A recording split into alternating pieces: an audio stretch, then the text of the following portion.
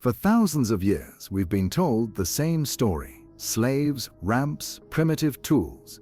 But what if everything you learned about the pyramids was wrong? These structures align perfectly with distant stars, encode mathematical constants discovered millennia later, and display precision impossible to replicate today. Egyptologists want you to believe Bronze Age workers hauled 2.3 million stones up a pile of sand, but the evidence they're hiding tells a very different story. Hidden chambers, suppressed discoveries, careers destroyed for asking questions. The truth about who built the pyramids would rewrite human history, and some people will do anything to keep it buried.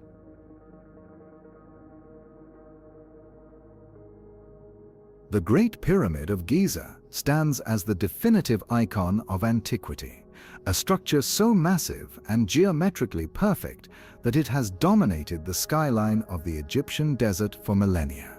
According to the foundational texts of modern Egyptology, this colossal monument was erected during the 4th dynasty, roughly around 2560 BC, commissioned by the pharaoh Khufu to serve as his eternal tomb. The established historical narrative asserts that the construction was completed within a 20-year period, a timeline that necessitates the quarrying, transporting, and placing of approximately 2.3 million stone blocks at a rate of 1 block every few minutes, working day and night without pause.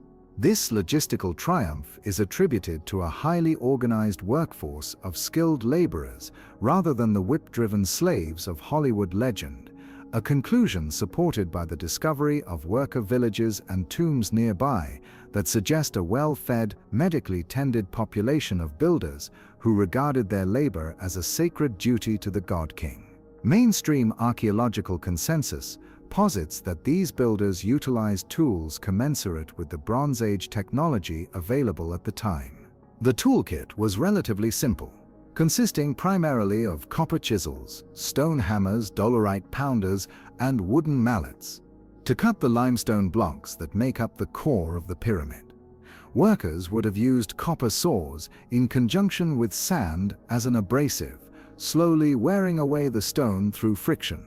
The harder granite stones found in the inner chambers were ostensibly shaped using dolerite balls pounded against the surface for hours on end to pulverize the rock into the desired form.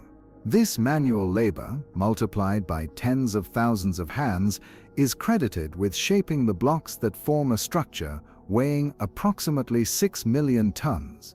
The transportation of these massive stones remains a subject of intense debate within the Orthodox community, though the prevailing theory involves a system of ramps. Whether these ramps were straight, zigzagging, or spiraling around the structure as it rose is a matter of conjecture. Yet the central premise remains that human muscle, aided by sledges, ropes, and perhaps wet sand to reduce friction, provided the motive force. Prominent archaeologists from Cairo University and institutions worldwide maintain that the organizational capacity of the Old Kingdom was sufficient to mobilize the necessary resources. They point to the bureaucratic records of the time, which document the movement of goods and personnel as evidence of a state capable of such a centralized industrial feat. The Nile River played a crucial role, serving as the primary artery for shipping fine white limestone from Tura for the casing stones and massive granite beams from Aswan, hundreds of miles to the south. Our understanding of these methods is partially derived from classical historical sources, most notably the accounts of the Greek historian Herodotus, who visited Egypt in the 5th century BC. Writing more than 2,000 years after the pyramids were built, Herodotus relayed what he was told by Egyptian priests of his time.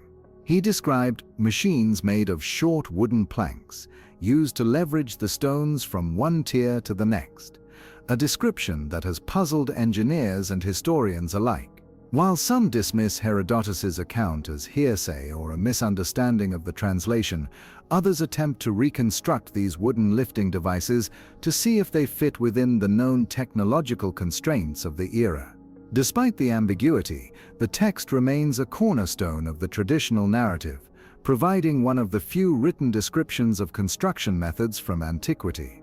The dating of the pyramids relies heavily on the contextual evidence found within the surrounding necropolis and the erratic but vital application of radiocarbon dating.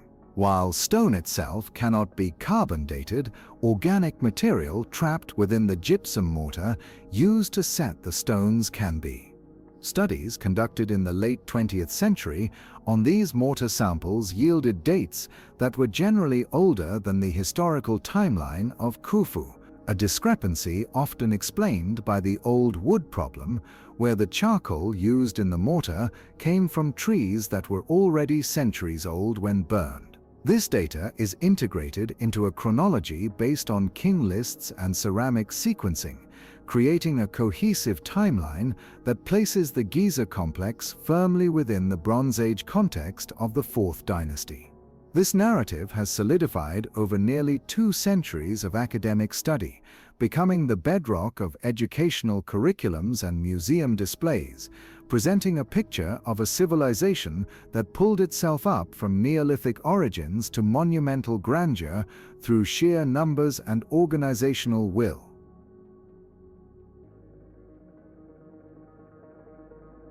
Beneath the veneer of the accepted chronology, a different set of data points has begun to surface, challenging the integrity of the 4th dynasty attribution. High-definition optical scans and microscopic analysis of the stone surfaces have revealed tool marks that defy the capabilities of copper chisels and stone pounders. In the basalt paving stones surrounding the pyramid temples, distinct parallel striations indicate the use of saws that cut through hard rock with a speed and stability that implies a rigid blade, not a soft copper saw used with sand. These marks show no sign of the wandering or uneven pressure associated with manual sawing. Instead, they display a mechanical regularity, suggesting that the tool moved through the stone with significant force and consistency. Geological scrutiny of the Giza Plateau has introduced an even more disruptive variable regarding the age of the monuments. The Great Sphinx and the walls of its enclosure display deep, undulating vertical fissures that are characteristic of precipitation-induced weathering. For such erosion to occur, the Giza Plateau would have needed to experience prolonged heavy rainfall, a climate condition that has not existed in that region since the end of the last ice age, thousands of years before the dynastic Egyptians. This geological assessment suggests that the core body of the Sphinx and the megalithic temples adjacent to it may predate the pharaohs by a significant margin, implying that the 4th dynasty rulers may have merely restored and recarved monuments that were already ancient when they ascended the throne. The timeline is further complicated by the re-examination of historical documents and the discovery of anomalous materials. While the Diary of Mera, a papyrus logbook detailing the transport of limestone, is hailed as the smoking gun for Khufu's construction, alternative interpretations suggest it documents the restoration or casing of an existing structure rather than its ground-up creation. Furthermore, inside the hidden shafts and chambers of the pyramid, robotic exploration has identified metal fittings and door handles that appear to be made of copper alloys or even iron, materials that should not have been part of the construction toolkit if the orthodox timeline is correct. Chemical analysis of mortar samples from deep within the core has occasionally produced dates that stretch back far beyond the accepted window, hinting at a multi-phase construction history where the visible outer layers mask a much older inner core. The physical composition of the pyramid itself contains anomalies that are difficult to reconcile with a Bronze Age provenance. The sheer size of the megaliths used in the foundation and the internal chambers, some weighing up to 70 tons, presents a logistical nightmare for a culture relying on hemp ropes and wooden sledges. We see evidence of vitrification on some stone surfaces, a glazing effect caused by intense heat, which has led to controversial theories regarding the methods used to shape or cut the stone. These physical realities sit in stark contrast to the soft tools found in the archaeological record, creating a schism between the artifacts we have found and the results we observe.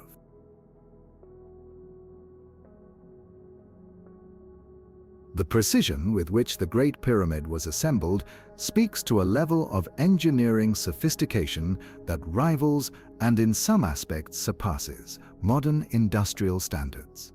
The descending passage, cut through the solid bedrock, maintains a consistent angle of 26 degrees for over 300 feet, with a deviation of less than 1/4 of an inch. Such accuracy requires not just a steady hand, but a sophisticated understanding of surveying and optics. The Great Pyramid is aligned to true north with an accuracy of 3/60ths of a degree, a feat of orientation that is more precise than the Meridian building at the Greenwich Observatory in London. Achieving this alignment requires a knowledge of astronomy and mathematics that implies the builders possessed a distinct and advanced scientific tradition. The cutting and fitting of the casing stones demonstrate a mastery of masonry that is almost incomprehensible without the assumption of advanced technology. These limestone blocks, weighing an average of 16 tons, were cut on a bevel and fitted together with joints so tight that a razor blade cannot be inserted between them. The contact surfaces are not merely flat, they are optically precise, often held together by a thin layer of mortar that is stronger than the stone itself. To achieve this level of flatness over a surface area of several square meters requires high-speed rotary tools or large-scale planing machines. The idea that this was accomplished by rubbing stones together or using copper chisels is mathematically and physically inconsistent with the surface metrology we observe. Inside the king's chamber, the granite coffer presents one of the most profound technological mysteries. This box was hollowed out of a single block of solid Aswan granite. Analysis of the tool marks on the interior suggests the use of a tubular drill that cut into the stone with a feed rate, the distance the drill sinks into the material per revolution, of 1/10 of an inch. This feed rate is impossible to achieve with modern diamond-tipped drills without immense hydraulic pressure, as the resistance of the granite would crush a softer bit. The spiraling grooves left in the stone indicate a tool that moved with high velocity and immense downward force, capabilities that are utterly absent from the archaeological record of the Old Kingdom. The construction also incorporates megalithic techniques that suggest a different engineering paradigm. The relieving chambers above the king's chamber utilize granite beams weighing up to 70 tons, lifted to a height of 200 feet above the desert floor.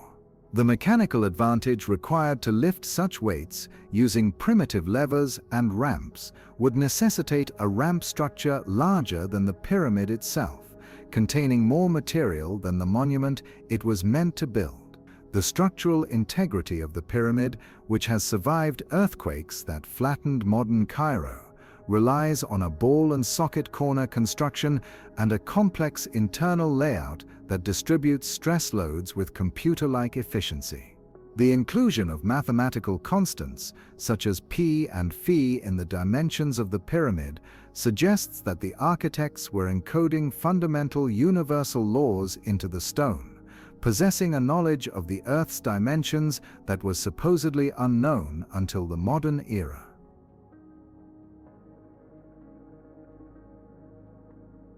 The accumulation of geological and technological anomalies points toward the existence of a civilization that predates the known historical record, a culture that possessed the capability to manipulate matter on a massive scale. The water erosion on the Sphinx and the surrounding enclosure walls serves as a geological fingerprint for this lost epoch, pushing the date of construction back to the wet phase of the Sahara, roughly between 10,000 and 5,000 BC.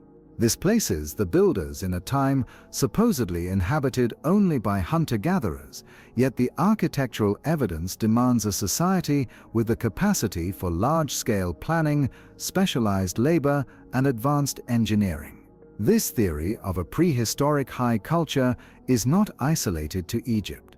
It resonates with architectural features found globally. We observe the same polygonal masonry, massive stone blocks, and precision joinery in sites like Sacsayhuaman in Peru, Easter Island, and the megalithic temples of Malta. These sites share a distinctive aesthetic and engineering style. Huge stones fitted without mortar, earthquake-proof designs, and astronomical alignments, suggesting a shared legacy or a common origin rooted in deep antiquity. The conventional timeline views these civilizations as isolated developments separated by millennia, but the physical evidence suggests a contemporaneous global network or a diaspora of knowledge from a single, earlier source. Cultural memories and myths from around the world support the idea of a golden age followed by a cataclysm. The ancient Egyptians themselves spoke of the Zep Tepi, or the first time, a period when gods ruled the earth and established the principles of civilization. They did not claim to have invented their science and architecture, but to have inherited it from the followers of Horus. These myths, often dismissed as mere fantasy, align uncomfortably well with the geological evidence of the Younger Dryas impact event, a period of rapid climate change and rising sea levels that could have devastated an advanced maritime civilization, leaving only their stone monuments as silent witnesses. Archaeological discoveries in places like Göbekli Tepe in Turkey have already shattered the glass ceiling of what was thought possible for prehistoric humans. Dated to at least 9,600 BC, Göbekli Tepe features massive T-shaped pillars with relief carvings, proving that organized monumental construction existed thousands of years before the invention of the wheel or agriculture. If hunter-gatherers could build Göbekli Tepe, the possibility of a more advanced civilization existing elsewhere, perhaps in the now submerged coastal regions of the world, becomes a plausible hypothesis rather than a fringe fantasy. The technological capabilities of this theoretical civilization, likely different from our own, perhaps focused on sound, vibration, or gravity manipulation rather than combustion and electricity, would explain the silent colossal ruins that confuse modern engineers.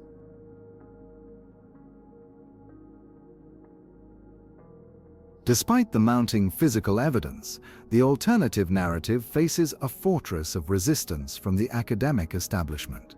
The dismissal of theories challenging the Fourth Dynasty origin is systemic, rooted in a preservation of the status quo that governs funding, tenure, and professional reputation. Archaeology, like many scientific disciplines, operates on a paradigm model. Once a theory is accepted as fact, it becomes the lens through which all new evidence is interpreted. Anomalies that do not fit the lens are often discarded as errors, forgeries, or ritualistic oddities, rather than being treated as data that necessitates a revision of the core theory. There is a documented history of evidence being ignored or suppressed when it contradicts the official timeline. When carbon dating results from the Great Pyramid in the 1980s suggested the wood was centuries too old, the results were minimized and the old wood theory was quickly deployed to patch the hole in the narrative. Researchers who venture outside the accepted boundaries often face severe professional consequences, ranging from the denial of excavation permits to public ridicule and the loss of academic positions. The control of these sites is tightly regulated by government bodies that have a vested interest in maintaining the traditional history, which is tied deeply to national identity and tourism revenue. The peer review process, designed to ensure quality, often acts as a gatekeeping mechanism that filters out disruptive ideas. Papers proposing radical shifts in chronology or technology are rarely published in high-impact journals, forcing researchers to publish in alternative venues that are then easily dismissed as pseudoscience. This circular logic protects the orthodox timeline from serious scrutiny. Financial factors also play a significant role. Millions of dollars in grants and institutional funding are tied to projects based on the conventional model. To admit that the foundation of Egyptology might be flawed would render decades of research, textbooks, and careers obsolete, creating a powerful subconscious incentive to reject new evidence. Interviews with geologists and engineers who have attempted to engage with the archaeological community reveal a deep frustration with this disciplinary silo. They report that hard data regarding erosion rates, tensile strength of materials, and machining tolerances is often met with silence or ad hominem attacks rather than scientific rebuttal. The refusal to engage with the empirical evidence provided by hard sciences creates a blind spot in the historical record where the interpretation of pottery shards is given more weight than the physical properties of granite and the geological history of the bedrock.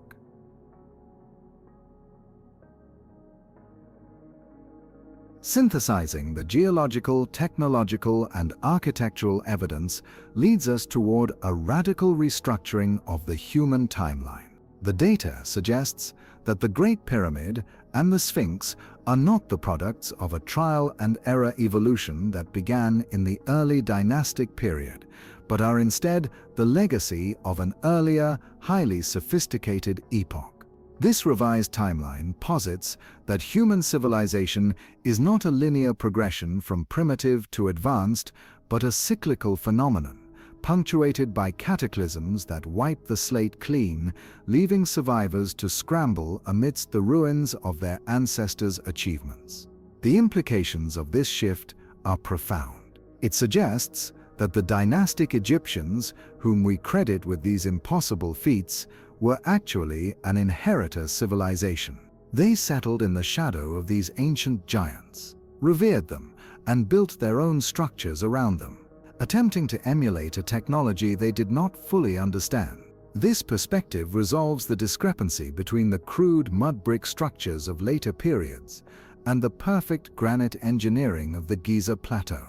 It explains why the quality of pyramid construction appears to decline over time rather than improve. The knowledge was being lost, not gained. Accepting this new paradigm forces a re-evaluation of our own place in history. We are not the apex of human achievement, but perhaps a civilization in the process of remembering what was forgotten. The existence of a lost chapter in human history implies that our ancestors possessed knowledge of the Earth and the cosmos that we are only just beginning to rediscover. It opens new avenues for research into ancient technologies, alternative energy sources, and the true age of the human species. As we look toward the future, the questions shift from how did the Egyptians build this to who was here before them. The search for the truth requires a multidisciplinary approach, breaking down the walls between geology, engineering, astronomy, and archaeology. It demands that we look at the stones with fresh eyes, stripping away the dogmas of the last 2 centuries. The Great Pyramid stands not just as a tomb for a king, but as a time capsule, a message in a bottle made of stone, waiting for us to attain the wisdom to read it. The rewriting of history is not an act of destruction, but of recovery, reclaiming the lost heritage of a humanity that was far greater and far older than we ever dared to imagine.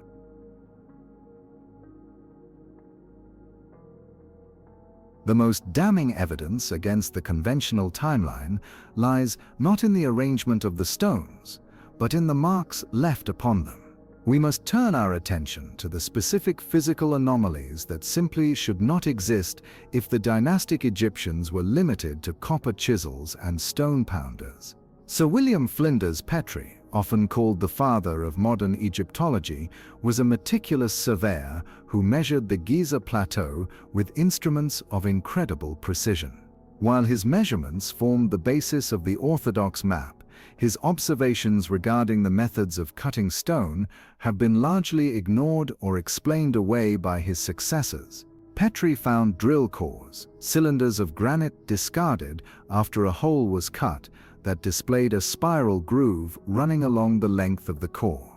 These grooves are the signature of the tool that created them, a feed rate that indicates how fast the drill served into the stone with each revolution. When modern engineers analyze these drill cores, specifically the famous core number 7, they find a feed rate that baffles the mind. The spiral groove indicates that the drill sank into the red granite at a rate of 1/10 of an inch per revolution. To put this into perspective, modern diamond-tipped heavy-duty drills, rotating at high speeds, can barely achieve a fraction of this penetration rate in granite. The pressure required to force a drill bit into quartz-rich granite at that speed is immense, calculated in tons of vertical pressure. A manual drill, operated by a bow and sand abrasive as suggested by mainstream Egyptologists, would not leave a continuous spiral groove. It would leave irregular scratches and would require an eternity to penetrate the rock. The evidence suggests a fixed-point tool, held rigid by machinery, driving through the hardest stone on Earth, with a force and consistency that rivals, and in some aspects surpasses, the capabilities of the 21st century. This creates a paradox that the academic community has struggled to resolve. If the tools of the Old Kingdom were primitive, the marks on the stones should reflect that primitiveness. Instead, we see the signatures of high-speed machining. In the Cairo Museum, there are tens of thousands of stone vessels, some carved from diorite and schist, materials even harder than granite. These vessels are not rough-hewn pots. They are masterpieces of geometric perfection. Many of them are tall vases, with long, thin necks and wide, hollowed-out bellies. The walls of these vases are often as thin as a playing card, yet they maintain perfect symmetry. To carve out the interior of a vase through a neck opening, no wider than a finger, using a stone pounder, is a physical impossibility. The force required to chip away the interior stone would shatter the delicate outer walls. Furthermore, when these vases are spun on a turntable, they show no wobble. They are balanced with a precision that suggests they were turned on a lathe, a machine that supposedly did not exist until thousands of years later. We find further corroboration of this lost technology in the basalt paving stones on the east side of the Great Pyramid. Here, we see saw marks where the builders cut through the hard black stone. The cuts are not the wavering, uneven lines of a hand saw. They are perfectly straight, deep, and parallel. More intriguingly, some of the cuts show where the saw blade wandered slightly and was corrected, leaving a telltale mark of the blade's side against the stone. The analysis of these striations suggests a blade that was moving at high velocity, cutting through basalt as if it were wood. The implications are staggering. To accept the standard model, we must believe that workers with soft copper saws and sand managed to cut blocks with the precision of a laser, leaving tool marks that mimic the signatures of modern power tools. It is far more logical to conclude that the tool marks are exactly what they appear to be, the remnants of an industrial process we have forgotten.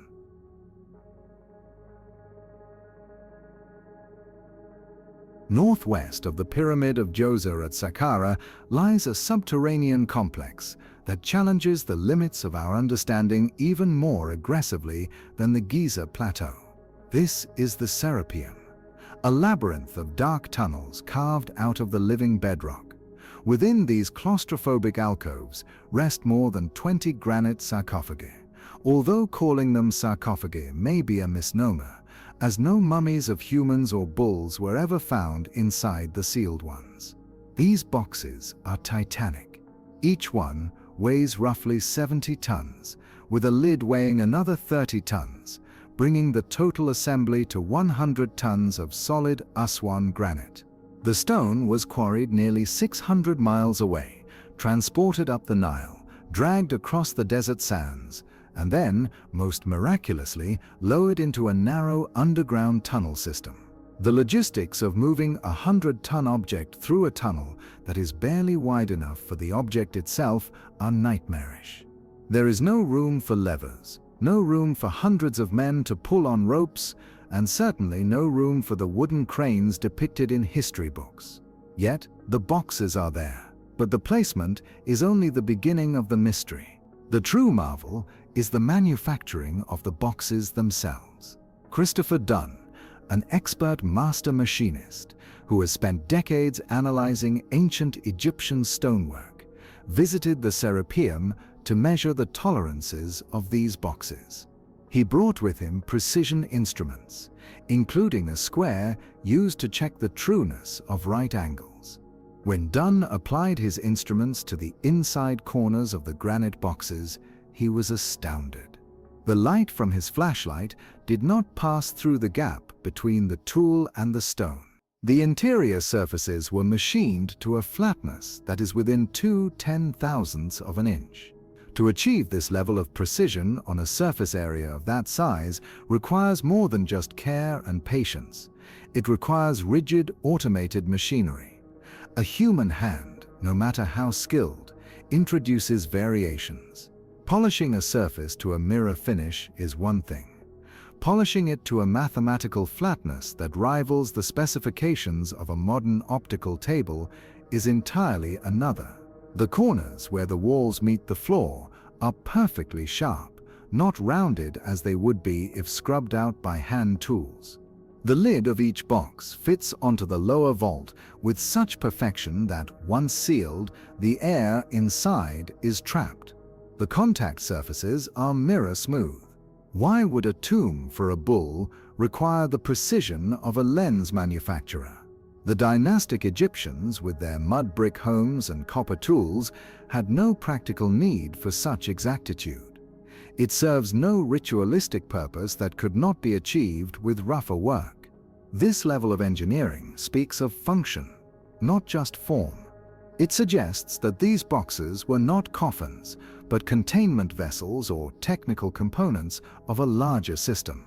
The effort to create them, to transport them, and to finish them to microscopic tolerances represents a colossal expenditure of energy and resources that makes no sense in the context of a primitive agrarian society.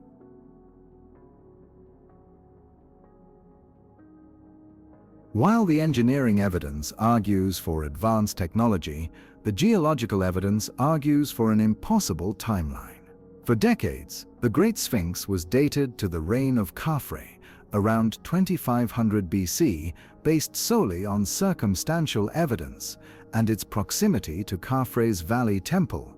However, the stone body of the Sphinx tells a different story, one written by the climate itself. In the early 1990s, geologist Dr. Robert Schoch of Boston University conducted a forensic analysis of the weathering patterns on the Sphinx and the walls of the enclosure in which it sits. What he found shook the foundations of Egyptology. The Sphinx is carved directly out of the limestone bedrock. Over thousands of years, the rock has eroded. Mainstream scholars attributed this erosion to wind and sand blasting, a common force in the desert. However, Schoch noticed that the erosion on the body of the Sphinx and the enclosure walls was not horizontal as wind erosion would be. It was vertical. Deep, rolling fissures ran down the sides of the rock, a pattern that is universally recognized by geologists as precipitation-induced weathering. In layman's terms, the Sphinx had been eroded by rain, not just a light sprinkle, but thousands of years of heavy, sustained rainfall. This creates a massive chronological problem. The Sahara Desert has been a hyper-arid region for the last 5,000 years. To find a period in Egyptian history with enough rainfall to cause such deep vertical fissures, one must go back to the end of the last ice age, known as the Younger Dryas period, dating roughly between 10,900 BC and 9700 BC. If the Sphinx shows signs of water erosion that could only have occurred during a wet climate, then the Sphinx must have been carved before the desert took over. This pushes the date of its construction back by thousands of years, placing it squarely in a time when, according to Orthodox history, humans were hunter-gatherers incapable of monumental architecture. The implications of the water erosion hypothesis are profound. It suggests that the Sphinx is not a dynastic monument, but a legacy of a pre-dynastic civilization that existed when the Giza Plateau was a lush savanna. The head of the Sphinx, which is disproportionately small compared to the body and shows far less erosion, was likely recarved by the dynastic Egyptians. They found an ancient weathered monument, perhaps a lion, and reshaped the head to resemble a pharaoh, thereby claiming it as their own. This act of appropriation has confused historians for centuries, masking the true age of the site. When we combine the water erosion with the astronomical alignments, the timeline shifts even further into the deep past.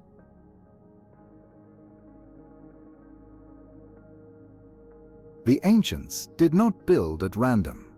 They built in accordance with the heavens. The Hermetic maxim, as above, so below, finds its most literal expression on the Giza Plateau. In the 1980s, researcher Robert Bauval made a startling observation. The three pyramids of Giza are not arranged in a perfect straight line, nor are they equal in size. The two distinctively large pyramids are nearly diagonal to one another, while the third, the Pyramid of Menkaure, is much smaller and offset slightly to the east. Bauval realized that this layout perfectly mimics the belt stars of the constellation Orion Alnitak, Alnilam, and Mintaka. The two bright stars align with the two great pyramids, and the dimmer, offset star aligns with the smaller pyramid. This is the Orion correlation theory. While the alignment itself is visually striking, the astronomical dating provides the real smoking gun. Due to the precession of the equinoxes, a slow wobble in the Earth's axis that takes 26,000 years to complete a full cycle, the position of the stars changes very slowly over time. By using computer software to simulate the night sky of the past, we can determine when the pyramids would have perfectly mirrored the stars of Orion's belt. That date is not 2500 BC. In 2500 BC, the angle of the belt stars does not match the angle of the pyramids. To find the perfect lock, where the pattern on the ground matches the pattern in the sky at the moment the stars cross the meridian, we must travel back once again to the epoch of 10,500 BC. At this specific date, the constellation of Leo would have been rising directly due east at the dawn of the vernal equinox. If the Sphinx was indeed originally a lion, it would have been gazing at its own celestial counterpart rising above the horizon. This synchronicity between the ground plan of Giza and the sky of 10,500 BC suggests that the site was designed as a marker for that specific epoch.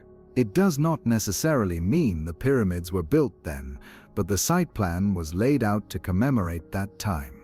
It serves as a geodetic marker, a timestamp written in stone and starlight. The shafts inside the Great Pyramid further confirm this obsession with the stars.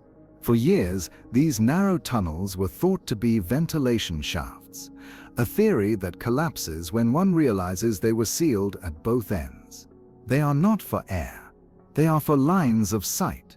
The southern shaft of the King's Chamber points directly to Orion's belt, while the northern shaft points to the circumpolar stars, the indestructible ones that never set.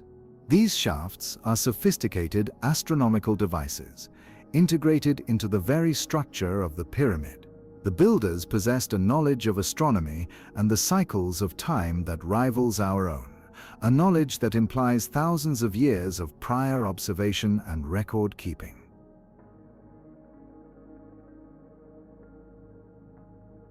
If the pyramids are not tombs and their layout is a star map, what was their function? A growing body of research suggests that the Great Pyramid was a machine designed to manipulate energy, specifically sound and electromagnetism. The interior of the Great Pyramid is unlike any burial chamber found in Egypt. There are no inscriptions, no elaborate paintings, and no mummies. Instead, we find a system of chambers and passageways built with granite, a stone with a high concentration of quartz crystal. Quartz is piezoelectric. When put under pressure, it generates an electrical charge. The massive weight of the pyramid pressing down on the granite chambers creates a piezoelectric environment. Christopher Dunn has proposed the Giza power plant theory, arguing that the pyramid was a coupled oscillator used to convert the Earth's vibration into microwave energy. While this may sound like science fiction, the acoustic properties of the King's Chamber are undeniable factual anomalies. The chamber is tuned to a specific frequency. When one stands inside the granite box in the King's Chamber and produces a tone, the entire room resonates with an intensity that can be felt in the bones. Acoustical engineers have measured this resonance and found that the chamber amplifies specific frequencies while dampening others.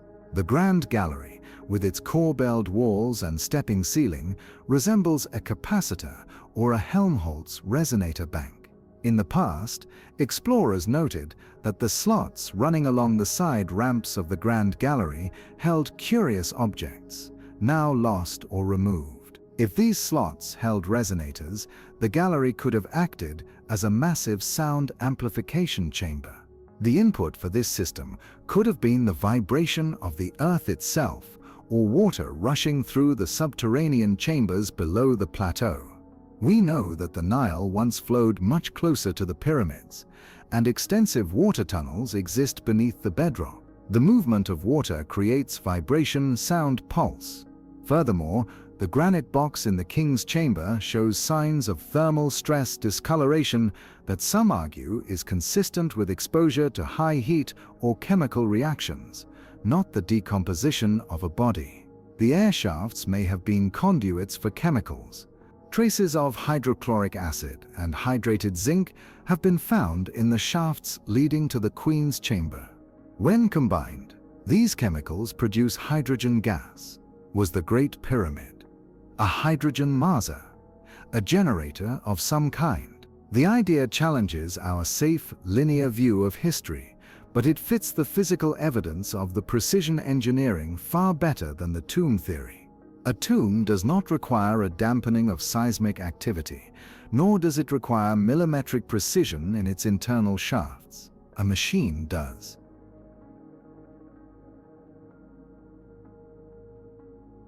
The mystery of this lost technology is not confined to Egypt. We see the fingerprints of the same builders, or at least the same architectural tradition, scattered across the globe. In Peru, at the site of Sacsayhuaman near Cusco, there are massive walls built of polygonal stones. These stones are irregular in shape, yet they fit together so perfectly that a piece of paper cannot be inserted between them.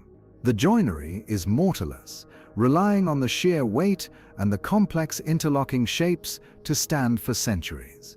This is the exact same style of masonry found in the Valley Temple of Khafre at Giza. The visual similarity is uncanny. Both sites use massive, pillow-faced stones. Both sites use complex, non-standard corners where a single stone is cut to wrap around a corner, adding structural integrity. This technique is incredibly difficult to execute and is found in both Egypt and Peru, separated by the Atlantic Ocean and allegedly separated by thousands of years. Yet, the construction methods are identical. At Ollantaytambo in Peru, we see granite blocks weighing over 50 tons that were quarried on a different mountain, brought down into a valley, across a river, and up a steep cliff face. The official explanation is ropes and manpower, but the logistics are just as impossible there as they are in Egypt. We see the same phenomenon in Baalbek, Lebanon. The Temple of Jupiter sits atop a platform known as the Trilithon. This platform contains 3 of the largest stones ever moved by human hands, each weighing approximately 800 tons. Beneath them lie even larger stones, some weighing over 1,000 tons. The Roman temple built on top of them is impressive. But the stones the Romans used are dwarfs compared to the megaliths of the foundation. The Romans had no technology to move 1,000-ton blocks. These foundation stones belong to an earlier epoch, a time when moving mountains was apparently a standard operation. This global pattern suggests a diffusion of knowledge or a shared heritage. Whether it is the moai of Easter Island, the pyramids of Teotihuacan in Mexico, or the megaliths of Stonehenge, we see a worldwide obsession with massive stones, celestial alignments, and geometric precision. These are not the isolated inventions of disconnected tribes. They are the remnants of a global civilization that possessed a unified understanding of engineering and astronomy. They were mapping the Earth, tracking the stars, and building monuments that could withstand the cataclysms of time.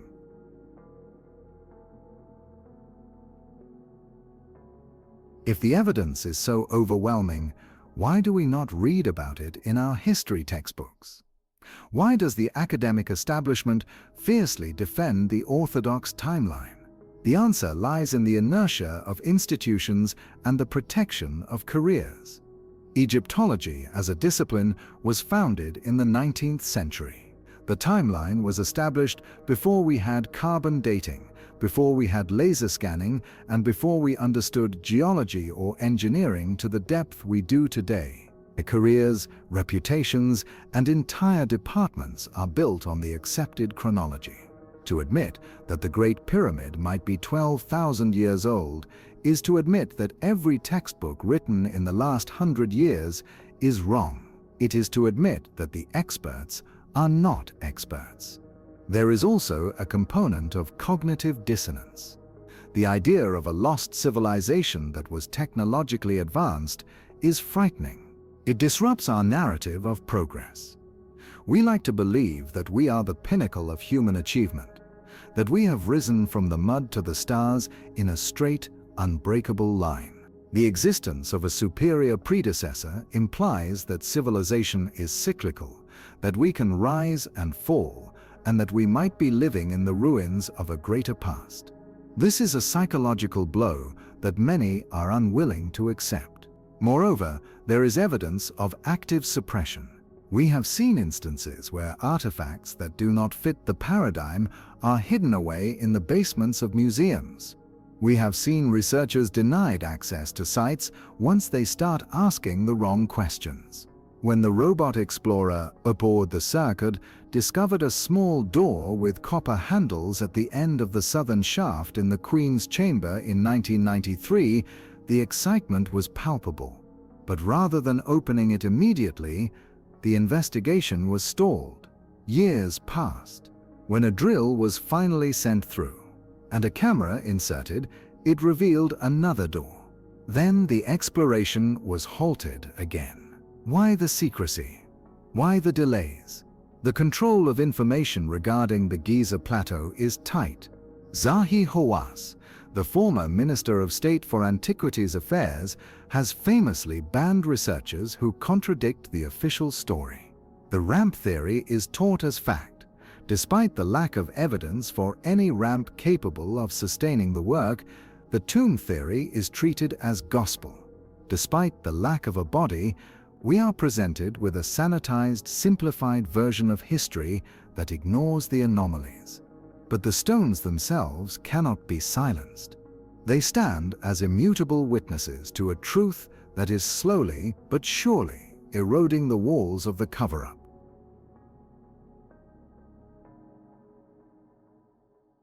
To understand who built these structures and why they disappeared, we must look at the event that likely destroyed them. The timeline of 10,500 BC coincides with the end of the Younger Dryas, a period of violent climate change. Geologists have found evidence of a massive cataclysm that occurred around this time, a sudden rise in sea levels, the extinction of the megafauna, like the woolly mammoth and saber-toothed tiger, and massive wildfires. The leading theory is a comet impact. The North American ice sheet was struck by fragments of a disintegrating comet, releasing energy equivalent to thousands of nuclear bombs. This impact melted the ice caps instantly, sending a colossal flood of meltwater into the oceans. Sea levels rose by hundreds of feet in a very short period. Coastal civilizations, which is where most advanced societies tend to cluster, would have been wiped off the face of the earth. The Great Flood is not just a biblical myth, it is a geological reality recorded in the ice cores of Greenland and the sediment layers of the earth. It is a memory shared by nearly every ancient culture on the planet, from the Sumerian epic of Gilgamesh to the flood myths of the Americas. If a high civilization existed prior to this event, the civilization that built the Sphinx and laid the foundations of the pyramids, it would have been decimated.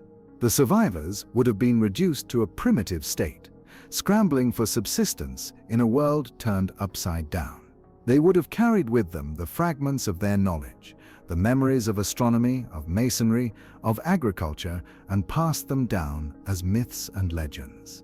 The gods who brought civilization to Egypt, the Shamsu Hor, or followers of Horus, were likely the survivors of this lost epoch. They did not invent civilization from scratch, they were attempting to reboot it. The dynastic Egyptians, springing up around 3000 BC, were the inheritors of this legacy. They revered the ruins they found at Giza. They repaired the Sphinx. They built their own smaller pyramids mimicking the great ones, and they covered the walls with hieroglyphs trying to explain the technology they no longer fully understood. The Great Pyramid was not built by Khufu, it was appropriated by him. He was the caretaker of a monument that was already ancient by the time he was born. This perspective resolves the paradox of the sudden appearance of Egyptian civilization. It did not appear out of nowhere. It was a renaissance, a re-emergence from the dark age that followed the cataclysm.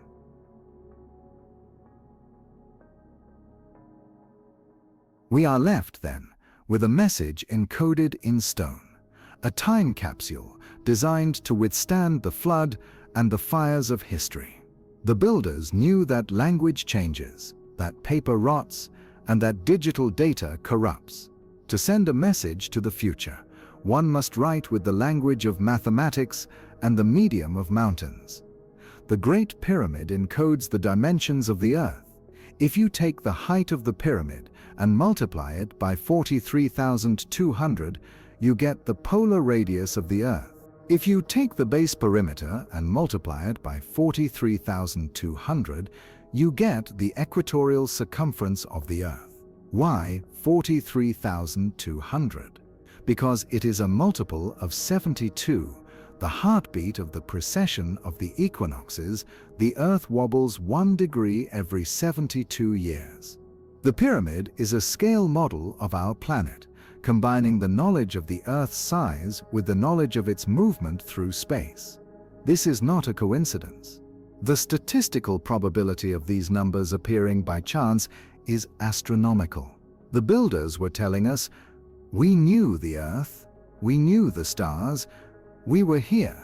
They encoded the value of pi and the value of phi, the golden ratio, into the architecture. They squared the circle, a mathematical problem that the Greeks supposedly solved thousands of years later.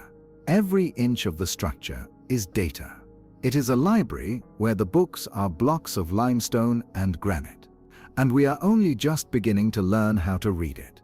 The cover-up is not necessarily a malicious conspiracy by a few individuals, but a systemic failure of our intellectual paradigm. We are trapped in a model of history that views the past as primitive and the present as advanced. The pyramids challenge that arrogance. They stand as a testament to a humanity that reached a peak we have forgotten, a peak that was cut short by cosmic disaster. By acknowledging this, we do not diminish the Egyptians, we elevate the human story. We realize that we are not the first, we are the survivors, the amnesiacs waking up in the ruins of our ancestral home, slowly realizing that the giants who built these walls were our own forgotten fathers.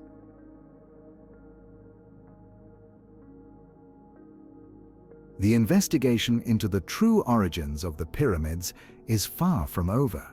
In fact, it is entering a new and exciting phase. Technology, the very thing that the ancients seemed to master, is finally catching up to the mystery. We are using Muon radiography to scan the internal density of the Great Pyramid, revealing large voids that have yet to be explored. The Big Void discovered above the Grand Gallery in 2017 confirms that we do not know the full layout of the structure. What lies within this space? Is it another gallery? A chamber of records? A machine room? We are using LiDAR to scan the Amazon rainforest and the deserts of Egypt, revealing structures hidden beneath the canopy and the sand. We are finding more anomalies, more impossible masonry, more connections. The walls of the academic fortress are cracking. A new generation of archaeologists, geologists, and engineers is asking the hard questions, unburdened by the dogmas of the past. The rewriting of history is inevitable. The evidence is too loud, too heavy, and too precise to be ignored forever. When the truth finally breaks through, it will change more than just our history books. It will change our understanding of ourselves. It will force us to recognize that we are part of a longer, more complex, and more fragile story. It will teach us that civilization is a precious, temporary state that can be wiped away in a single day. And perhaps, if we listen to the message in the stone, we might learn the wisdom to survive the next cycle. The pyramids are not just a tomb for the dead. They are a warning for the living. The cover-up is ending. The rediscovery has begun.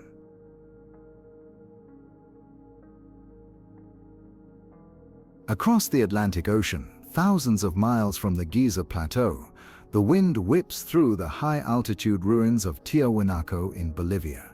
Here, amidst the bleak and breathlessly thin air of the Andes, lies a puzzle piece that refuses to fit into the conventional timeline of human development. Scattered among the megalithic blocks of andesite, a stone notoriously difficult to carve, are distinct, T-shaped indentations cut into the rock. These are not decorative. They are functional sockets created to hold metal clamps, designed to lock massive stones together to withstand earthquakes.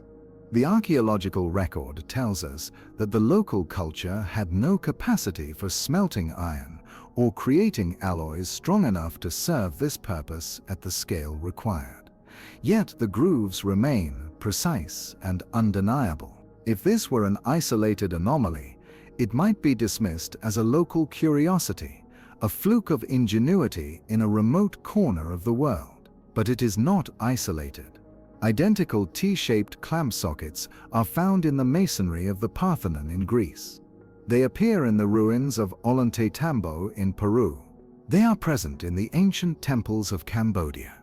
Most damning of all, they are found in the foundation stones of the temples in Egypt, specifically at Karnak and the Valley Temple. We are asked to believe that disparate cultures, separated by vast oceans and supposedly thousands of years of development, independently invented the exact same architectural solution to the problem of seismic stability, utilizing the exact same shape and the exact same application of molten metal. The probability of such a coincidence is vanishingly small. It suggests a shared engineering heritage, a standard operating procedure derived from a single source of knowledge that predated and influenced all these civilizations before fading into the mists of time. This global signature extends beyond mere clamps. It is written into the very aesthetic of the stone itself. In the Valley Temple of Giza, located just adjacent to the Sphinx, The masonry style is starkly different from the dynastic mud brick structures that surround it. The walls are composed of massive limestone blocks, faced with red granite brought from Aswan, hundreds of miles away. These blocks are not cut into uniform bricks. They are polygonal, jigsaw puzzle shapes that fit together with such seamless precision that a razor blade cannot be inserted between the joints. The corners are not formed by two stones meeting. Instead, the builders cut an L shape into a single, massive block to wrap around the corner, a technique known as return coursing. This makes the structure incredibly resistant to shock waves.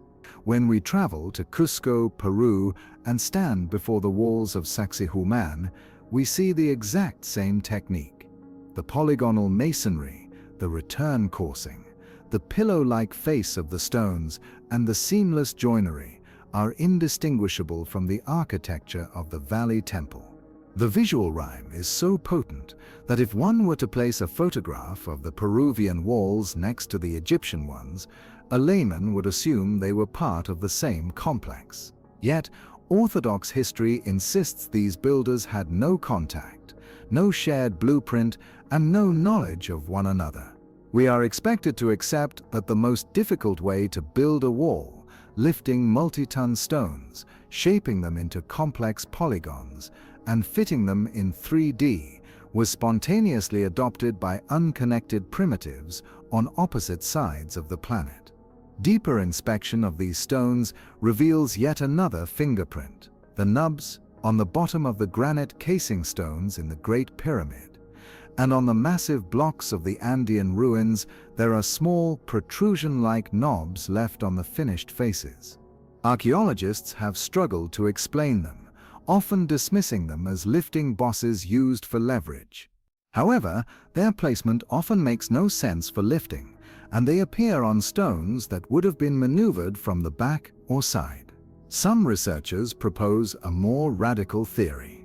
These nubs may be artifacts of the manufacturing process, remnants of a technology that softened or molded the stone.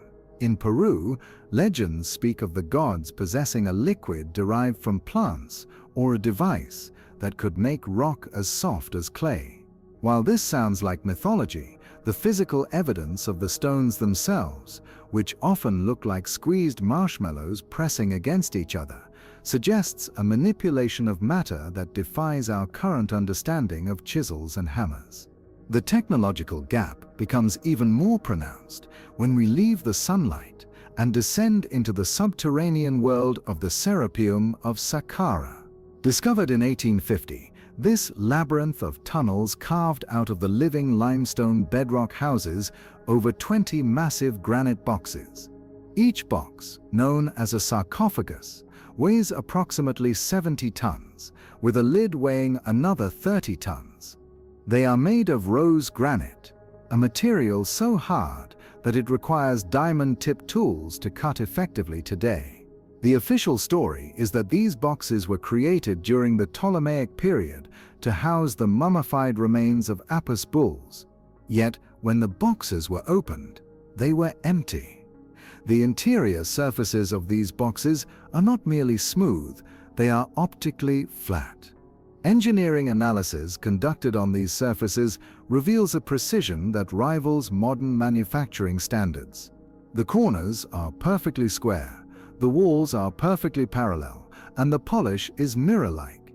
To achieve this level of flatness on the inside of a granite box requires a sophisticated system of measurement and abrasion that goes far beyond copper chisels and stone pounders.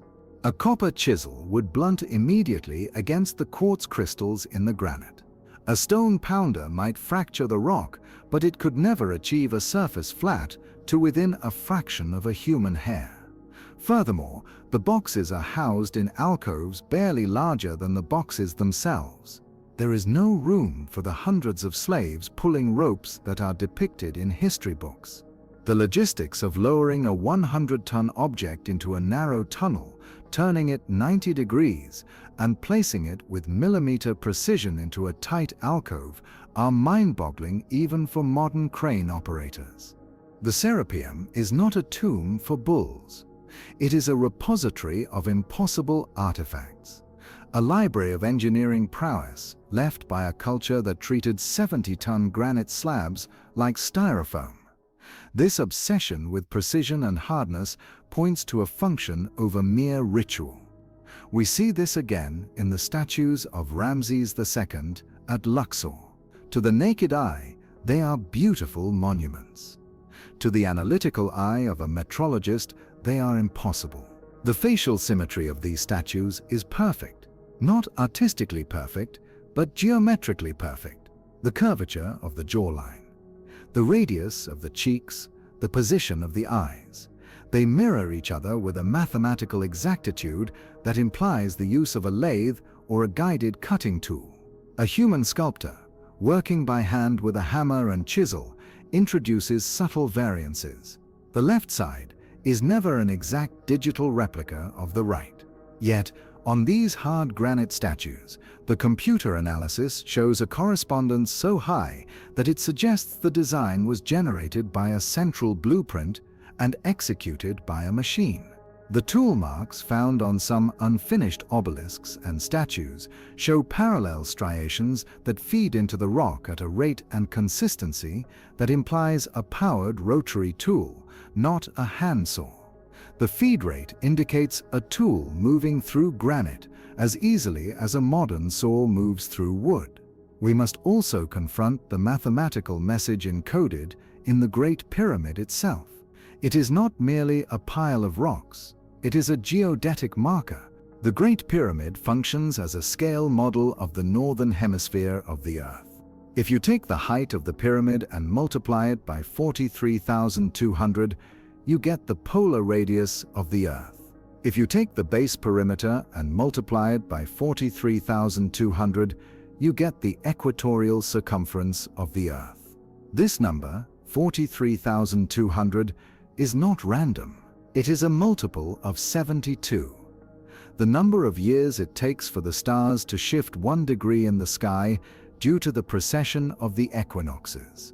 The builders knew the precise dimensions of the planet and the subtle motion of the Earth through space. They encoded this knowledge into the stone with such durability that it would survive for millennia. The location of the Great Pyramid is equally deliberate. It sits at the center of the world's landmass. If you were to project lines of longitude and latitude across the globe, the Great Pyramid lies at the intersection of the longest line of latitude and the longest line of longitude. It is the terrestrial navel of the planet.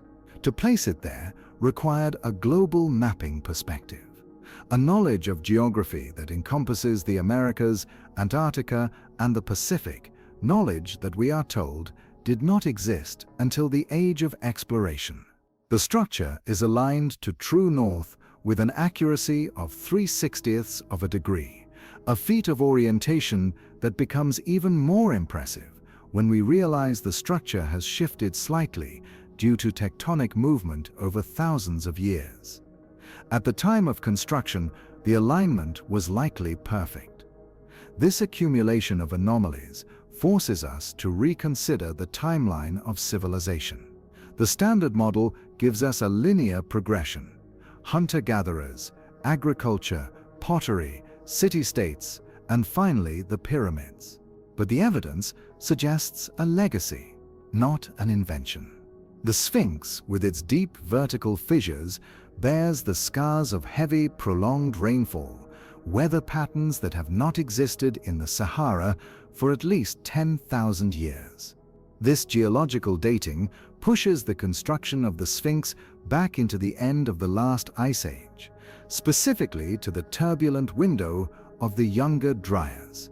This was a time of cataclysm, a period when the Earth was assaulted by comet fragments, causing massive wildfires, a sudden freeze, and then a rapid melt that raised sea levels by 400 feet. The myths of a great flood, found in nearly every culture on Earth, are not metaphors. They are the traumatized memories of this event. The builders of the pyramids appear to be the survivors, or perhaps the anticipators of this destruction. They built in megalithic stone, not because they lacked other materials, but because they knew that only such massive, interlocking, earthquake-proof structures could survive the violence of the planetary reset. They were building time capsules.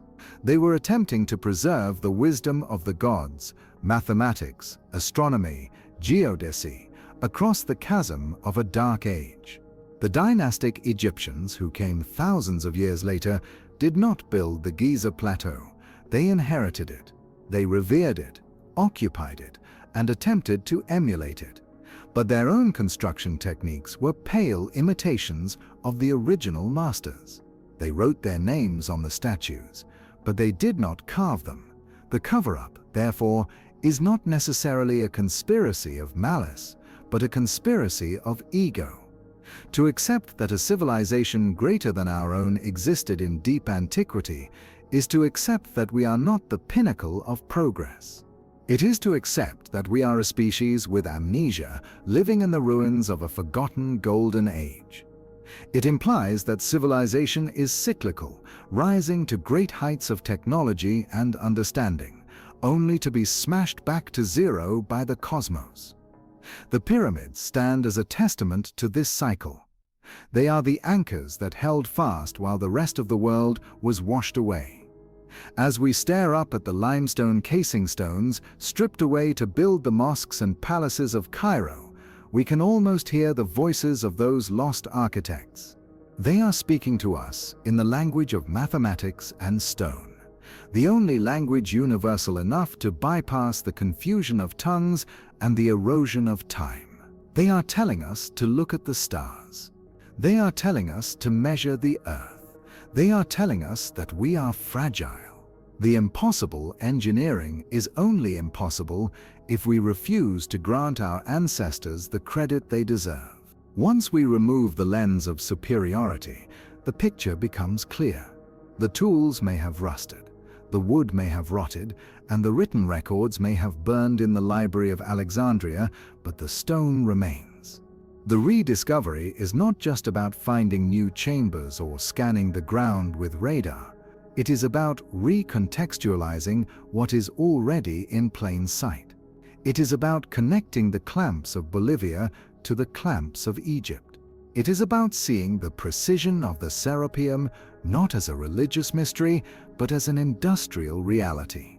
The walls of the academic fortress are indeed cracking, but the light pouring in is blinding. It illuminates a past that is far stranger, far older, and far more advanced than we ever dared to dream. The story of humanity is not a straight line from primitive to modern. It is a spiral, and we are merely walking the path that others have walked before. The pyramids are the milestones of that previous journey, left behind to ensure that the next travelers might remember the way. The silence of the desert is ending. The stones are finally beginning to